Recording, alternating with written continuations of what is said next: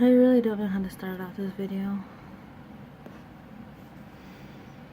I just feel like something needs to be addressed about certain things and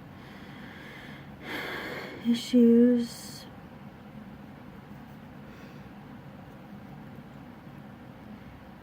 I am a bigger woman. It's hereditary. It's something I can't help. I can exercise, but it'd be extremely hard for me.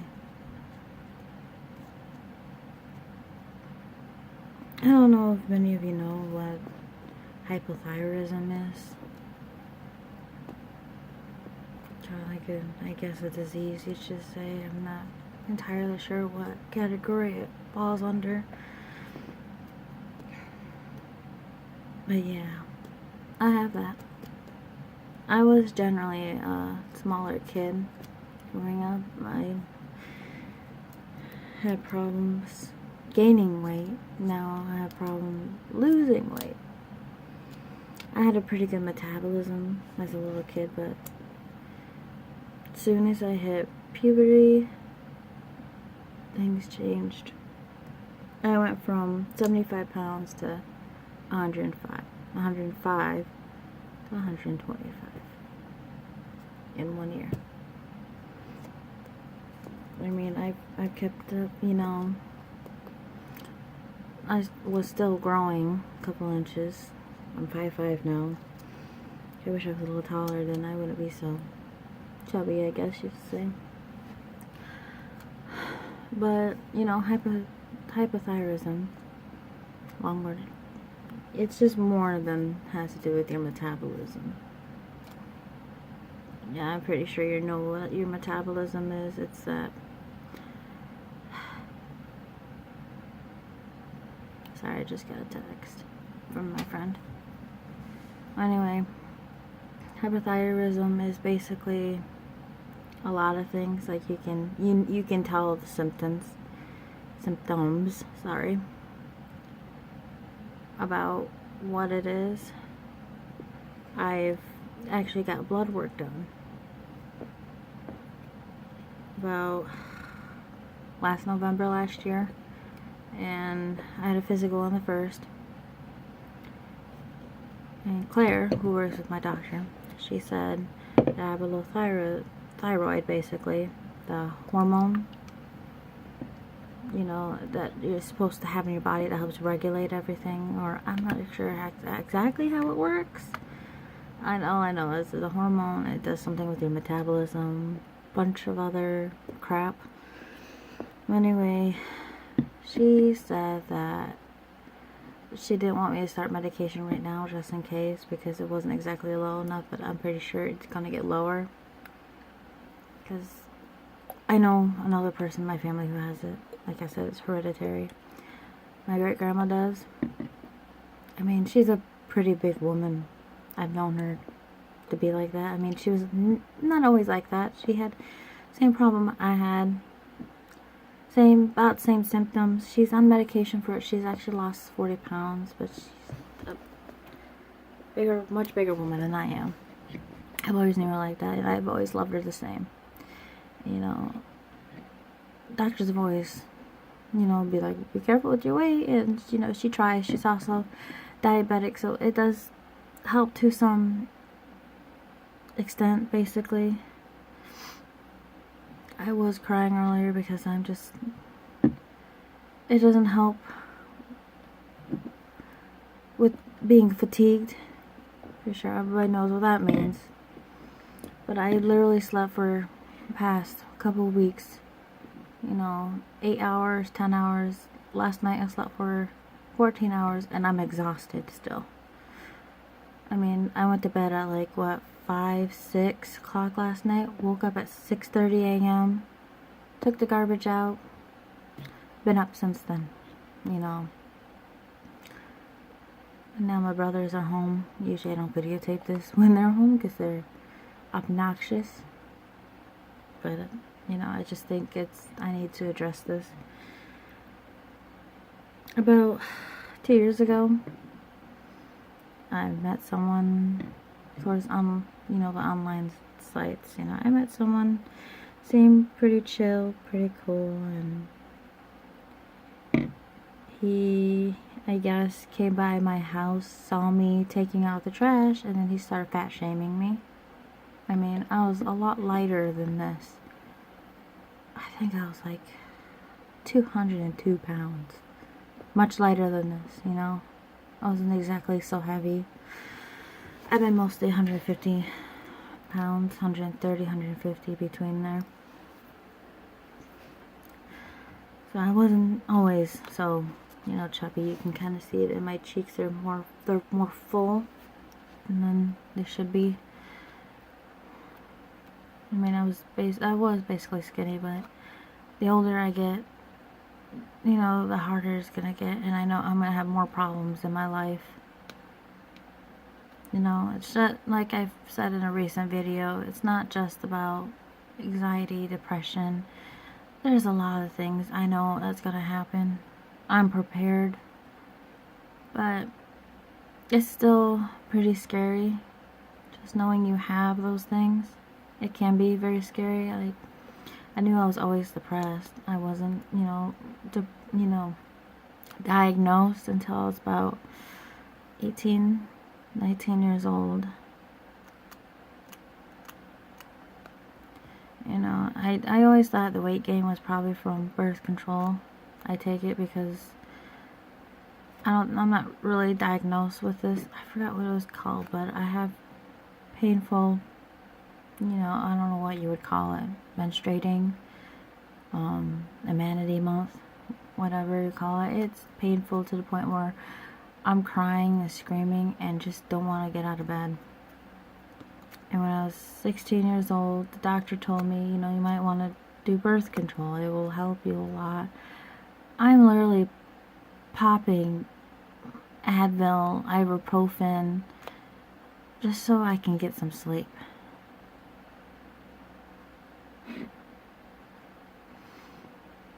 I guess it made me a little addicted to those kind of medications too, because I'm always in pain, but I've been weaning myself off of them for the last 6 years, so I guess I'm okay. I try not to take them because I just don't want to rely on medication all the time. I sometimes want to rely on other things that are healthier for your body, but it's still pretty hard.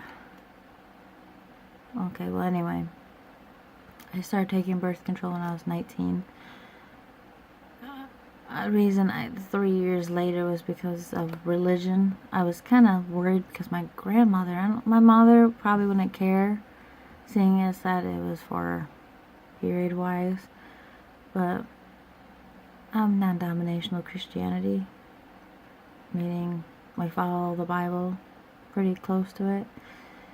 We wore skirts, we wore our hair up, we did everything. You know, I did leave my religion when I was about 18 due to severe depression and anxiety. I think 17 or 18. It was really hard. I didn't want to, but you know, it was kind of suggested upon my parents. It's not that I don't love God or try to follow my religion. It's just, it's so hard battling yourself with your depression and your religion at the same time. But there isn't a time where I will not, you know, I will go down on my knees and pray, or I'll just sit down in my bed and just, you know, pray by myself. Well, anyway, for a while I thought it was my birth control, the hormones, because they said, you know, there are certain birth controls that'll make you lose weight, and then there's some that'll make you gain weight. And so the first safe option I wanted to do, because I was a little scared, but I wanted to do the one where there's the one that has the matchstick and you put it in your arm. But for women who are a heavier set like me, I should say, bigger, I'm not going to say fat, not everybody's fat, they're just bigger. Like, I have, you know, my mom's petite. She is a little chunky, but that's because she had children. See, not everybody's always chunky and stuff because of other stuff. But anyway, I thought it was because of the birth control, because that's what my doctor said, or nurse who works with my doctor. Sometimes I forget that word. And so that's what I thought for a while.